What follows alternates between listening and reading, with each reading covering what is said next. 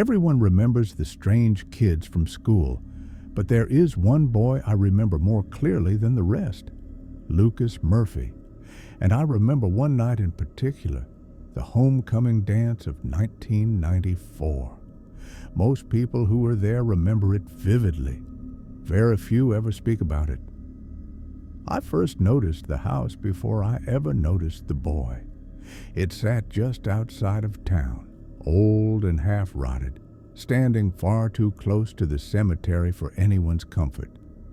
Whenever the school bus passed it, I couldn't look away. Something about it frightened me and fascinated me at the same time. So when a new student moved into that house, the rumors started immediately. His name was Lucas Murphy. He had moved from Missouri to live with his aunt and grandmother. From the moment he stepped into school, Lucas didn't belong. He had carrot orange hair, pale skin almost devoid of color, and arms and legs that seemed too long for his body. The other kids noticed everything. By fourth grade, he had started growing whiskers.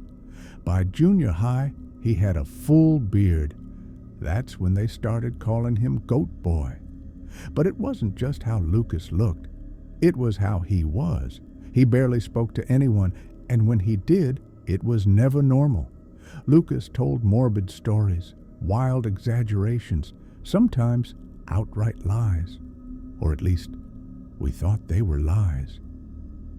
One day in fifth grade, Lucas told our teacher that his great-grandmother had escaped Salem just before the witch trials. When the teacher explained that those trials happened centuries ago, Lucas leaned back in his chair, smiled, and said, "My great-grandma is pretty old." At the time, we laughed.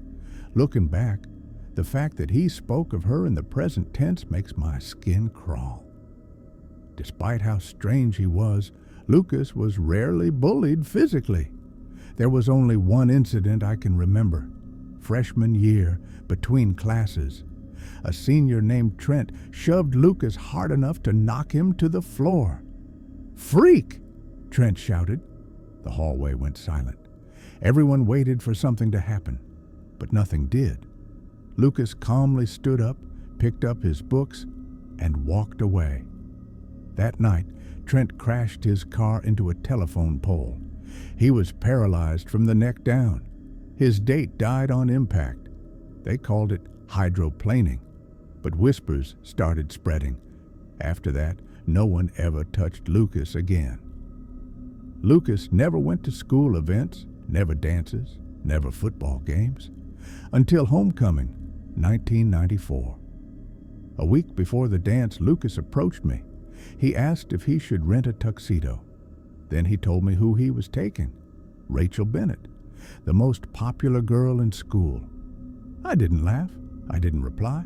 I just walked away. By second period, everyone knew. Some thought Lucas was lying. Others were disgusted.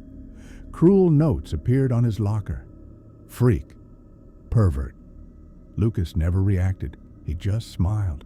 That same unsettling smile. The night of the dance, a thunderstorm raged outside. Lightning cracked. Rain pounded the roof. The gym was packed. But Lucas never showed until the music stopped and the screaming started. Lucas walked onto the dance floor, holding Rachel Bennett's hand. The room went silent. Because Rachel Bennett was dead. She had died the same night as Trent. We had buried her in the cemetery behind Lucas's house. Everyone had attended the funeral. Everyone except Lucas. Rachel was wearing the same dress she was buried in.